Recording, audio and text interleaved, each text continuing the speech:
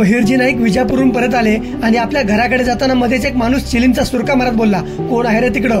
बहिर्जी थांबले. त्यांनी बघितलं तर तो होता निळकंठ, बहिर्जींचा बालपणीचा मित्र, अगदी जीवाला जीव देणारा. तो रामोशी नव्हता, पण त्याच्या गावातील सर्वात श्रीमंत घरातील मुलगा होता. निळकंठाच्या वडिलांचा दुधाचा व्यवसाय होता, पण त्याला त्यांच्या व्यवसायात कसलाच रस नव्हता. तो बहिर्जींसोबत शिकार करायचा आणि तो दिवस रात्र बहिर्जींसोबतच राहत होता. तो बहिर्जींना बघून आश्चर्यचकित झाला की हा दौलतराव मेला होता, मग हा 4 वर्षांनी परत कसा आला? पण आपला जिगरी मित्र परत आलेला बघून निळकंठ खुश झाला आणि त्यांनी दौलतरावाला मिठी मारली. दौलतरावांची वाढलेली दाढी बघून तो त्यांना म्हणाला, काय अवस्था केली आहे मित्रा, दाढी इतकी मोठी झाली आहे. त्यावर दौलतराव म्हणाले, हा अवतार गरजेचा होता, दिवस उजाडण्यासाठी रात्रीची आवश्यकता होती. निळकंठ म्हणतो, काय कोड्यात बोलतो, तुझी कोड्यात बोलायची सवय गेलीच नाही, स्पष्ट सांग ना काय ते.